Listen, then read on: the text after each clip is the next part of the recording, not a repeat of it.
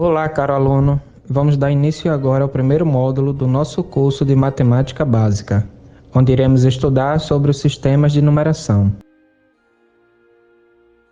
Muitas pessoas acreditam que a matemática foi inventada por grandes gênios, pessoas que do nada criaram teoremas e proposições complexas.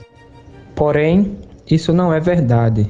A matemática surgiu a partir da necessidade do ser humano de resolver situações simples ou complexas do dia a dia. Isso fica claro quando percebemos que a própria ideia de número, ela surge a partir da comparação entre quantidades de objetos diferentes. Por exemplo, quando os pastores saíam para pastorear, eles separavam uma pedrinha para cada ovelha do seu rebanho. Guardando essas pedrinhas, eles poderiam comparar os animais com as pedrinhas ao final do dia. Assim, se houvessem mais pedrinhas que ovelhas, eles saberiam que alguma ovelha foi extraviada. Caso contrário, isso significaria que alguma ovelha errante entrou para o rebanho.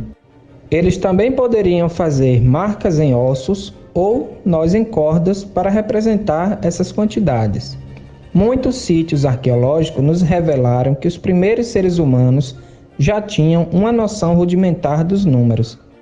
Podemos então afirmar que a ideia de número surgiu a partir da comparação entre quantidades de objetos.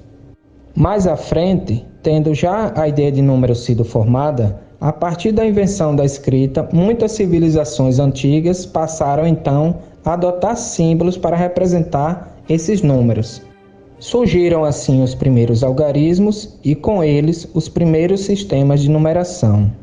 Primeiramente, vamos falar sobre o sistema de numeração que era utilizado no Antigo Egito.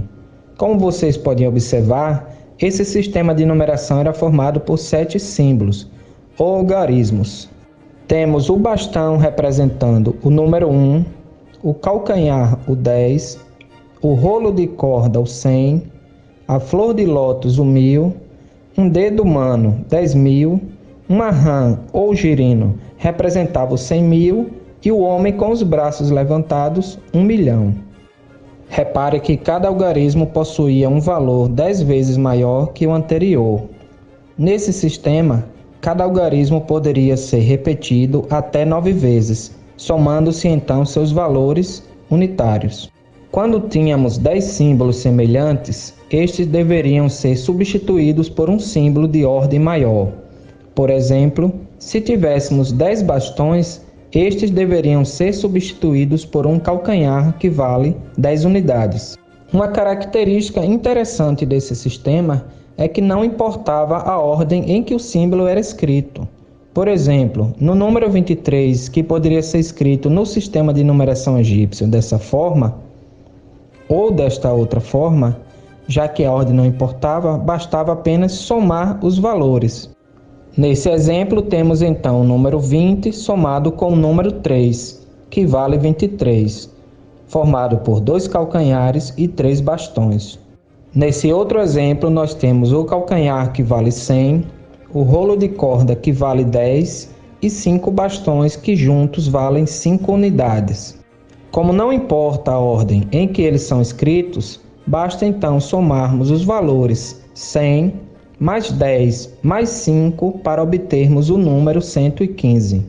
Reparem como esse sistema de numeração é um pouco limitado em relação ao que nós usamos hoje em dia. Porém, foi com ele que os egípcios desenvolveram em muito o seu conhecimento matemático e de engenharia. Podemos citar como exemplo a complexidade e precisão geométrica na construção das grandes pirâmides, consideradas uma das grandes maravilhas do mundo. Vamos ver agora um sistema de numeração bem interessante que era utilizado pelos antigos povos maias. Repare que ele era formado por 20 algarismos, ou seja, esse sistema de numeração era de base 20 ou vigesimal. Reparem que as bolinhas podiam ser repetidas até 4 vezes e os traços horizontais até 3 vezes. Interessante observar também que nesse sistema há um algarismo exclusivo para representar o zero, ou seja, a ausência de unidades. A partir do número 20, os algarismos eram escritos em posições superiores com espaço entre eles para separar as ordens diferentes. Como o sistema era vigesimal, cada ordem superior era 20 vezes maior que a ordem inferior. Por exemplo, o número 23, que era escrito desta forma. Nele temos que as 3 bolinhas de baixo, que representam o algarismo 3, estão na primeira posição, representando a ordem das unidades simples. Deve, portanto, ser multiplicado por 1, que é equivalente a 20 elevado a 0. Ou seja, 3 vezes 1 é igual a 3. A bolinha de cima, que representa o algarismo 1, está na segunda posição, representando então a segunda ordem, ou ordem das vintenas.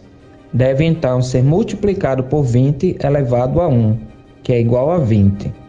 O resultado será a soma dos valores obtidos nas duas posições. Temos, portanto, o número 20 somado com o número 3, que é igual a 23. Nesse segundo exemplo, nós temos 3 traços horizontais que representam o número 15. Como ele ocupa a ordem das unidades simples, deve então ser multiplicado por 20 elevado a 0, que equivale a 1. Temos então que 15 vezes 1 é igual a 15. Já na segunda posição, temos um traço horizontal representando o 5. Como ele ocupa a segunda posição, que é a ordem das vintenas, deve então ser multiplicado por 20 elevado a 1, ou seja, 20. Ficando então assim, 5 vezes 20, que é igual a 100. Devemos agora somar os valores obtidos nas duas posições, ou seja, 100 mais 15, que é igual a 115. Veja que esse sistema de numeração é um pouco complexo. Mesmo assim, sabemos que os povos maias foram uma civilização com conhecimentos matemáticos, astronômicos e de engenharia bem avançados para o seu tempo. Se você não compreendeu bem o funcionamento desse sistema de numeração, não tem problema, pois ele não é mais utilizado por nenhum povo. Foi mostrado aqui apenas para que vocês conheçam como funcionava outro sistema de numeração desenvolvidos por outros povos, apenas como comparação com o nosso. E caso você queira aprofundar-se mais no assunto e conhecer outros sistemas de numeração em base diferente, poderá estudar o material extra disponibilizado neste módulo. Não podemos deixar de falar também sobre o sistema de numeração romano, pois este é utilizado até hoje em diversas situações, como títulos de reis e papas, numeração de séculos, mostradores de relógios e capítulos de livros. Observando a figura, vemos que este é um sistema de numeração formado por 7 algarismos representados pelas letras I, V, X, L, C, D e M, os quais, a depender da posição que ocupam, deverão ter seus valores somados ou subtraídos entre si. Nele temos que o I, X, C e M, que representam respectivamente o 1, 10, 100 e 1000, podem ser repetidos no máximo 3 vezes. Já o V, L e D, que representam respectivamente os 5, 50 e 500, terão valores únicos, dos quais devemos somar ou subtrair os outros valores para representar outros números. Mas de que forma faremos isso? Observe, vamos usar a seguinte regra. Se o algarismo menor vier antes do algarismo maior, a saber, o V, o L ou o D, isso significa que devemos subtrair o valor menor do maior. Assim, por exemplo, no número 4, o 1 vem antes do V. Devemos então subtrair 5 menos 1, que é igual a 4. E da mesma forma faremos com 9, que é 10 menos 1, 40, que é 50 menos 10, o 90, 100 menos 10, o 400, 500 menos 100, e o 900, 1000 menos 100. Por exemplo, o número 23 em algarismo romano. Ele será escrito com 2 letras, X representando o número 20, somado com 3 letras I, representando o número 3. Fica então o número 20 mais 3, que é igual a 23. Neste exemplo, nós temos o C, que vale 100, o X, que vale 10, e o V, que vale 5. Então, basta somarmos esses valores, 100 mais 10 mais 5, para obtermos o número 115. Agora nós temos o D, que vale 500, o L seguido de 2 letras X, que juntos valem o número 70, e no final o V seguido de 3 letras I, que juntos valem 8. Ao somarmos tudo, teremos então 500 mais 70 mais 8, que é igual a 578. Neste exemplo, podemos observar que as letras I e V estão com um traço horizontal em cima. Sabemos que juntas elas valem 4. Esse tracinho é colocado acima dos valores para representar números acima de 3.999, pois, como nesse sistema de numeração não havia símbolo para representar o valor 5.000, então colocava-se esse traço horizontal em cima do número para indicar que este deveria ser multiplicado por 1.000. Portanto, nós temos o número 4.000 seguido de X com 2 letras I, que juntos formam o número 12. Somando os valores, fica então 4.000 mais 12, que é igual a 4.012. Resumindo, se os valores menores vierem antes dos maiores, devemos subtrair o valor menor do maior. Caso os valores menores vierem depois dos maiores, então devemos somá-los. Vamos falar agora sobre o sistema de numeração indo-arábico, que é decimal e posicional. Esse é o sistema adotado em quase todos os países do mundo. Primeiro, vejamos por que ele é decimal e posicional. Como todos sabem, ele é formado por 10 algarismos: o 0, 1, 2, 3, 4, 5, 6, 7, 8 e 9. E os valores unitários podem ser agrupados de 10 em 10. Cada grupo de 10 irá formar uma ordem. Inicialmente, não havia um símbolo para representar o 0. As pessoas deixavam um espaço vazio ou faziam um tracinho para representar a ausência de unidades. Veja, por exemplo, o número 102 como era escrito. Percebe-se que isso às vezes deveria dar algum problema na hora de resolver cálculos aritméticos. Outra característica de nosso sistema é que os algarismos terão valores absolutos e relativos diferentes, a depender da posição que ocupam. Veja, por exemplo, que o número 23 é diferente do número 32, mesmo ambos sendo formados pelos mesmos algarismos. Por ser formado de 10 símbolos e com ordens agrupadas de 10 em 10, nosso sistema é decimal. E pelos algarismos terem valores absolutos e relativos diferentes a depender da posição que ocupam, ele é um sistema numérico posicional. Observe ao lado a evolução dos algarismos desde a sua criação pelos hindus, passando pelos árabes que ajudaram a difundir o sistema por toda a Europa, até chegar aos dias atuais. O sistema de numeração indo-arábico é separado por classes e ordens. Cada 10 unidades formam a ordem, respectivamente, unidade, dezena e centena, e cada 3 ordens formam uma classe. Entre 780 e 850 d.C., viveu um famoso matemático árabe que foi autor do primeiro livro escrito com explicações detalhadas sobre o sistema de numeração hindu. Acredita-se que seu sobrenome, Al-Khwarizmi, deu origem à palavra algarismo.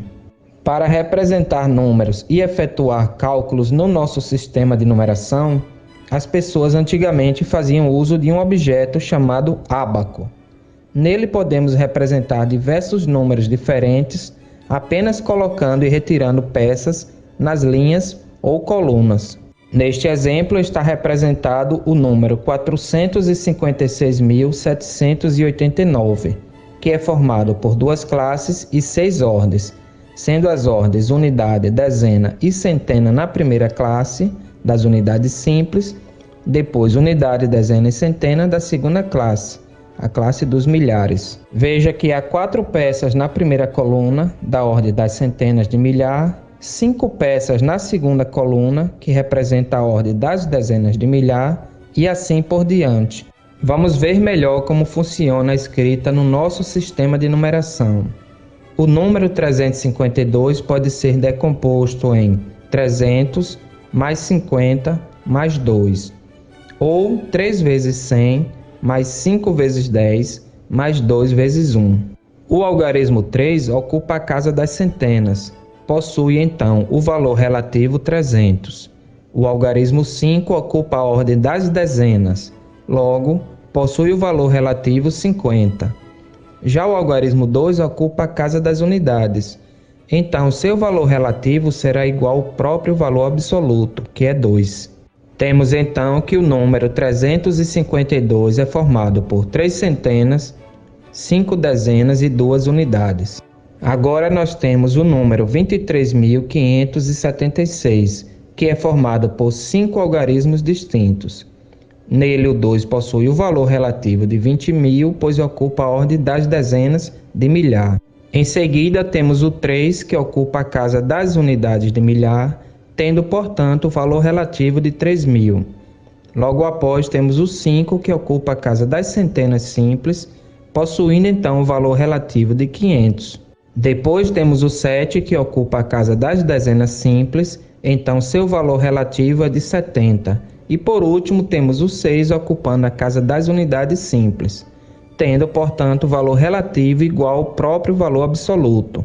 Podemos então afirmar que o número 23.576 é formado por 2 dezenas de milhar, 3 dezenas de milhar, 5 centenas, 7 dezenas e 6 unidades. Com tudo isso exposto, podemos concluir que um número pode ser formado por vários algarismos iguais ou diferentes, e que estes algarismos podem possuir valores relativos diferentes, a depender da posição que ocupam no número.